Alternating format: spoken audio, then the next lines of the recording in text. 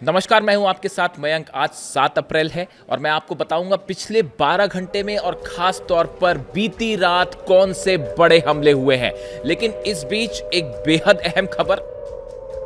देखिए, Donald Trump ने बीती रात एक प्रेस कॉन्फ्रेंस की और प्रेस कॉन्फ्रेंस करके ईरान पर हमले की का वक्त और तारीख एक बार फिर आगे बढ़ा दिया और उसे बुधवार सुबह तक कर दिया। लेकिन उन्होंने ये भी कहा कि आज की रात यानी कि मंगलवार की रात ईरान पर आखिरी हमला हो सकता है और ईरान पर बहुत बड़ा हमला हो सकता है। उन्होंने कहा कि अगर ईरान हॉर्मूज को लेकर समझौता नहीं करेगा तो अगले 24 घंटे के अंदर, यानी उन्होंने बुधवार सुबह तक का टाइम दिया, लेकिन मंगलवार की रात को भी अमेरिका ईरान के गैस स्टेशंस और ऑयल स्टेशंस पर बड़ा हमला कर सकता है। इस तरह की धमकी प्रेस कॉन्फ्रेंस करके डोनाल्ड ट्रंप ने दी है, जिसके बाद आज की रात को कयामत की रात भी कहा जा रहा है और कहा जा रहा है कि आज इस जंग में बहुत बड़ा मोड़ आ सकता है। देखिए, जिस तरह से डोनाल्ड ट्रंप ने टाइम दिया था हमला करने का और वो चेंज किया आखिरी समय में, उसके बीच में कई सारे डेवलपमेंट हुए। अमेरिका की तरफ से कोशिश की गई कि किसी तरह से ईरान को रोका जाए, लेकिन ईरान ने अमेरिका के सीज फायर के प्रस्ताव को एक बार फिर ठुकरा दिया। देखिए, अमेरिका की तरफ से ये बात कही गई थी कि 45 दिन का सीज फायर का प्रस्ताव अमेरिका ने रखा था। पूरे बेस जल रहे हैं अमेरिका के, धड़ाधड़ प्लेन्स गिर रहे हैं, हेलीकॉप्टर्स गिर रहे हैं, इजराइल में भयंकर हमले हो रहे हैं। नतीजा ये है, अमेरिका और इजराइल पूरी तरह से इस जंग में फंसे हुए हैं। इसीलिए सीज फायर करना चाहते हैं डोनाल्ड ट्रंप। 45 दिन का सीज फायर का प्रस्ताव रखा था पाकिस्तान के जरिए। अब्बास अराक्ची साहब के पास इस तरह की बात पहुंचाई गई थी। ईरान ने उसे पूरी तरह से ठुकरा दिया। देखिए, मैंने पिछले वीडियो में आपको कल बताया था कि इस तरह के तमाम दावे बातें जो है हवाई हैं, उनका कोई अर्थ नहीं है जब तक ईरान की सेना कुछ ना कहे, और वो बात 100% सही साबित हुई। अमेरिका की तरफ से कहा गया था 45 दिन का सीज फायर करते हैं और जो है हॉर्मूज को आप खोल दीजिए। ईरान ने मना कर दिया, साफ तौर से ठुकरा दिया। ईरान की तरफ से जवाब आया है डोनाल्ड ट्रंप को, हम तय करेंगे अब जंग कब रोकी जाएगी। ये अब आप तय नहीं करेंगे। ये जो आपका सीज फायर करना और कभी जंग करना, हमला करना, ये सब जो है ये भूल जाइए। हमारी तरफ से जब हमारा मन करेगा तब हम जंग रोकेंगे। जब तक हमारे टारगेट्स पूरे नहीं होते तब तक ये जंग नहीं रुकेगी। ईरान की तरफ से दो टूक जवाब आ गया है डोनाल्ड ट्रंप के लिए। देखिए, इसके अलावा 3-4 बड़े डेवलपमेंट हैं, बड़ी खबरें हैं ईरान से। देखिए, ईरान की तरफ से कहा गया है, इब्राहिम जुल्फ़िकारी जो प्रवक्ता है आरजीसी के, उन्होंने कहा है, डोनाल्ड ट्रंप को जवाब दिया है कि हम पूरा मिडिल ईस्ट तबाह कर देंगे। जिस तरह की बातें हो रही हैं कि ईरान के एनर्जी सेक्टर्स पर हमले होंगे और पूरी तरह से ईरान को तबाह कर दिया जाएगा, उसका जवाब दिया है ईरान ने कि इस तरह से हमले होते हैं, पूरे के पूरे मिडिल ईस्ट को तबाह कर दिया जाएगा। इसके अलावा जो खबरें हैं, बड़े डेवलपमेंट, देखिए कल एक वीडियो जारी होता है ईरान की तरफ से। इस वीडियो में ईरान के सुप्राम, देखिए ये एआई वीडियो था, मैं पहले ही साफ करूं आपको, ये एआई वीडियो था। लेकिन इस जंग के बीच में जब वीडियो जारी होते हैं, उनके जरिए एक संदेश दिया जाता है और संदेश ये दिया गया, उसमें ईरान के एक वॉर रूम में मुज्तबा खामेनेई एंटर करते हुए दिखाई दे रहे हैं और सामने डिमोना का मैप बना हुआ है।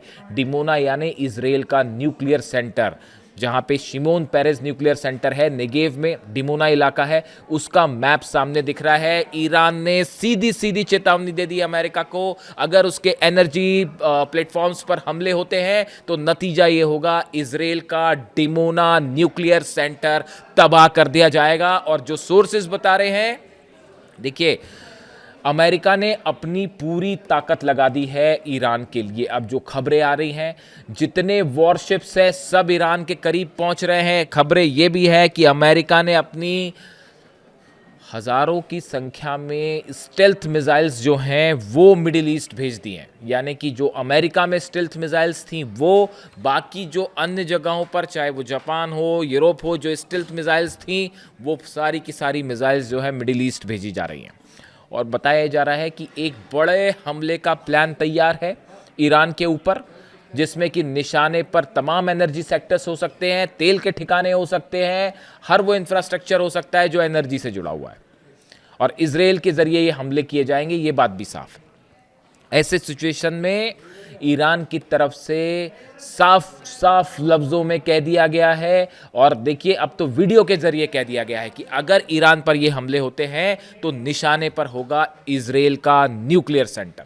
जिस तरह से बुशर पर हमले हुए, देखिए बुशर पर जो 2 दिन पहले हमले हुए, बुशर पे लगातार हमले हो रहे हैं, उसमें से एक मिसाइल, ऐसी खबरें आई कि बुशर का जो कोर एरिया है उसके बेहद करीब मिसाइल गिरी है, यानी कुछ मीटर की दूरी पर, जिसके बाद ये खबरें फैल गई थी ईरान में अचानक कि रेडिएशन शुरू हो चुका है, इस तरह की जानकारी आई। लेकिन आईएई ने उसका खंडन किया। उसके बाद व्लादिमीर पुतिन ने नेतन्याहू से बात की, इस तरह की भी खबरें। उस जगह से फौरन रशियन साइंटिस्ट को हटाया गया, ये खबरें आपको शायद पता होगी, और वो कुछ समय का बड़ा भयंकर पैनिक था। अगर बुशर से भी रेडिएशन होता है, अरब का एक भी देश नहीं बचेगा। देखिए, ना सऊदी बचेगा, ना जॉर्डन बचेगा, ना इराक बचेगा, ना कुवैत बचेगा, ना यूएई बचेगा, सब के सब, ना बहरीन बचेगा, सारे के सारे देश, पाकिस्तान तक रेडिएशन जाएगा अगर ईरान से रेडिएशन होता है तो।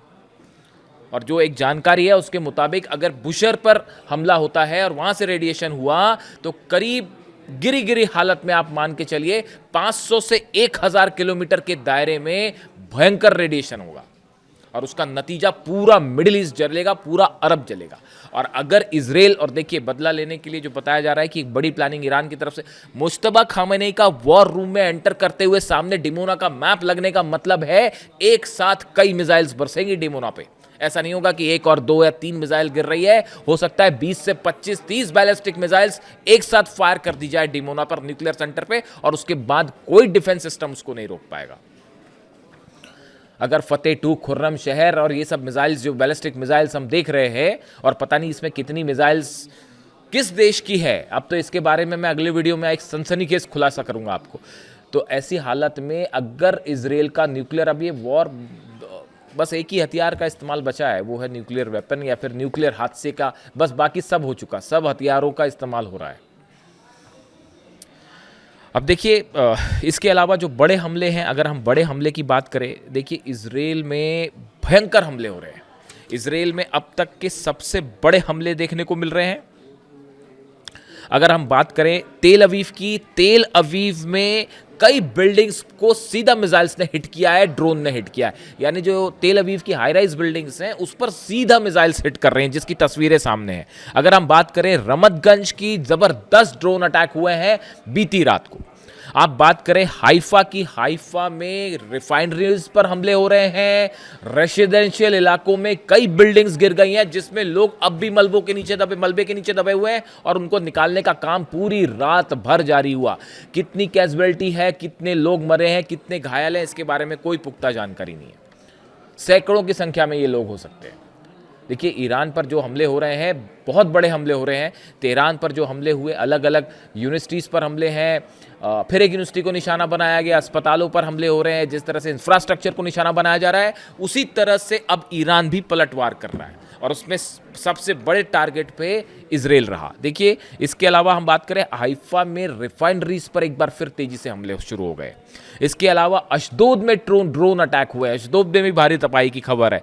पेटा टिकवा, ये वो इलाका है जहां जो कल जो है जिसमें सीधे बैलिस्टिक मिसाइल से अटैक हुआ। इसके अलावा होलोन में भी जबरदस्त नुकसान की खबर है। आप देखिए, 10 से 15 शहर और अलग अलग ठिकाने हैं इजराइल के जो जल रहे हैं, और जहां पे भारी तबाही हो रही है। इजराइल की बात आगे बढ़िए, दुबई में अमेरिकी सैनिकों को निशाना बनाया गया है। ये नया डेवलपमेंट है। अभी तक दुबई पे जो हमले हुए थे बाय एंड लार्ज, उसको जब डिवाइड किया जा रहा था तो ये देखा जा रहा था कि बाकी देशों में, चाहे सऊदी हो, जॉर्डन हो, कुवैत हो, बहरीन हो, इराक हो, यहाँ पे अमेरिकन बेसिस से जुड़े निशानों ज़्यादा थे।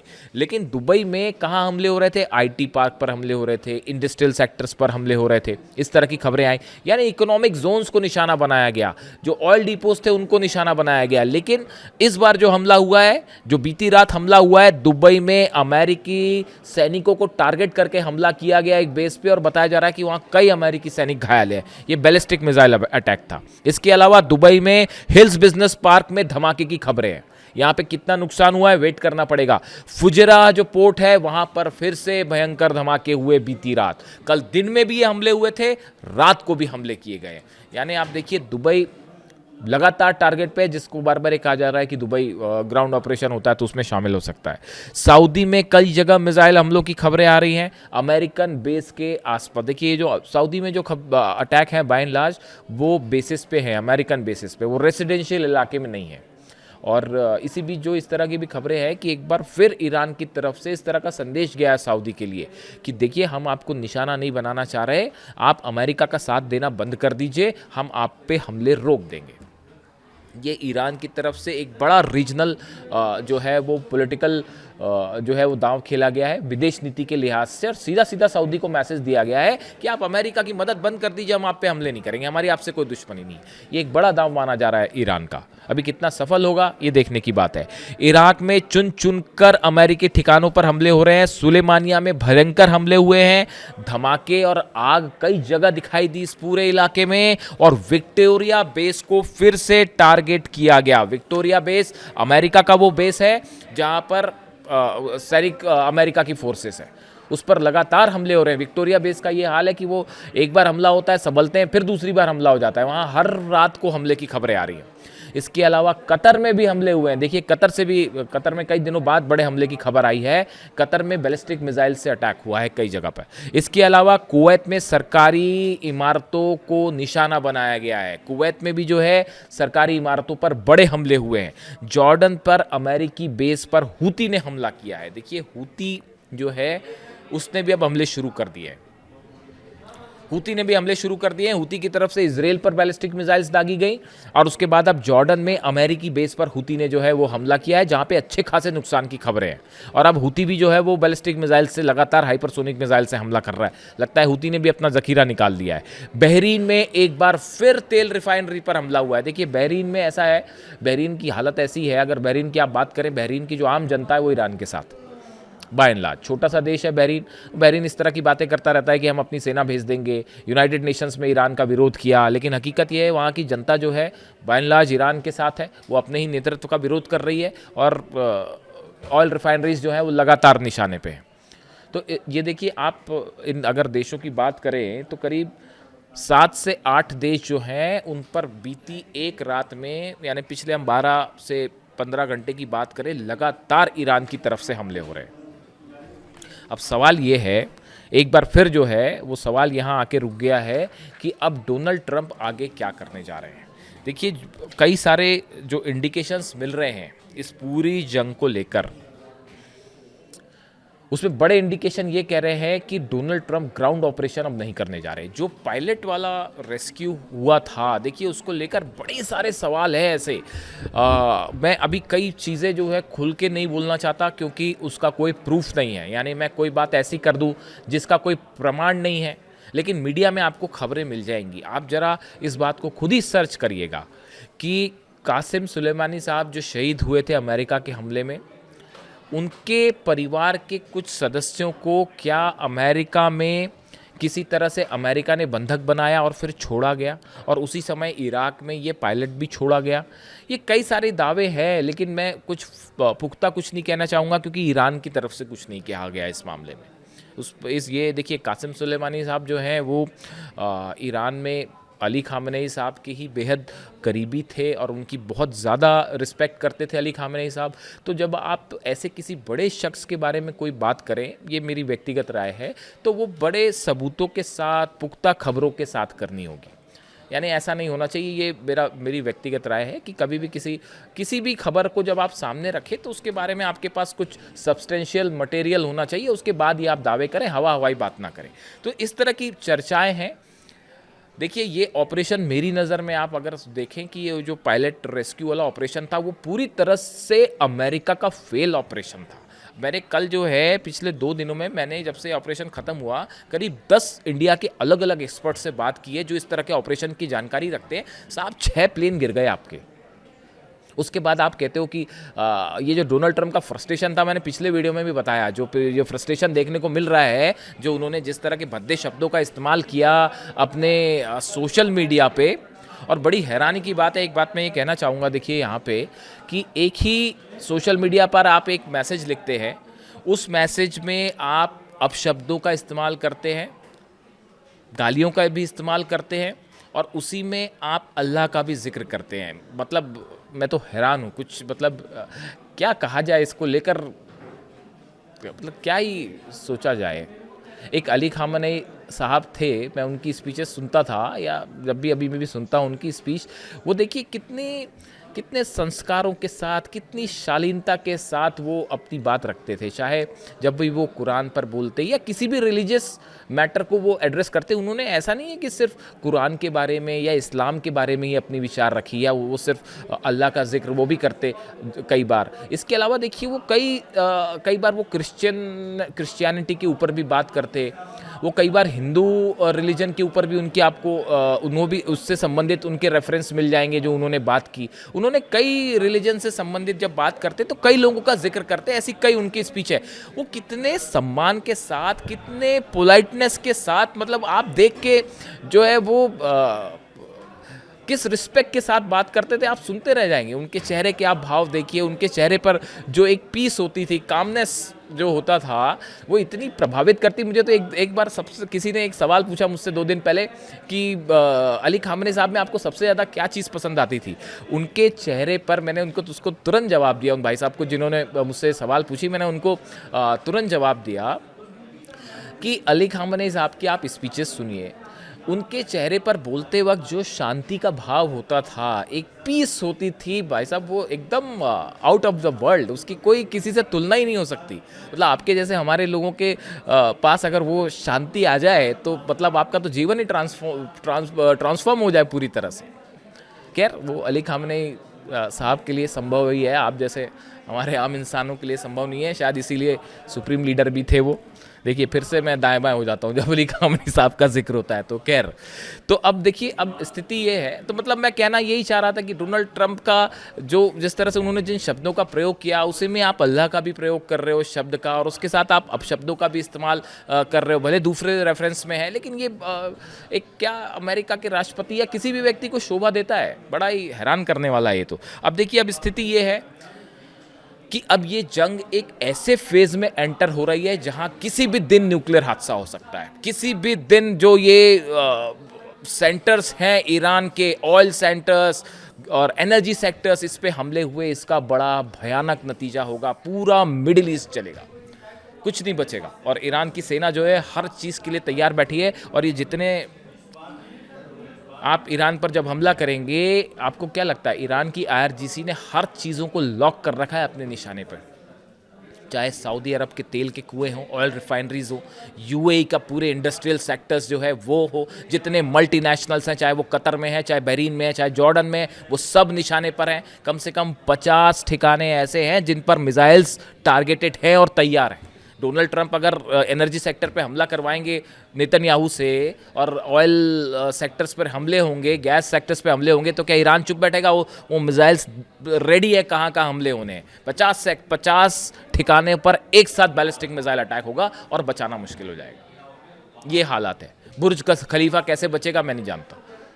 तो देखिए, हालात ये है कि जंग अब एक ऐसे फेज में पहुंच गई है जहां सबसे खतरनाक और भीषण जंग होती दिखाई दे रही है। इससे जुड़ा जो भी अपडेट होगा मैं आप तक पहुंचाऊंगा। वीडियो कैसा लगा ज़रूर बताएं। Thank you so much.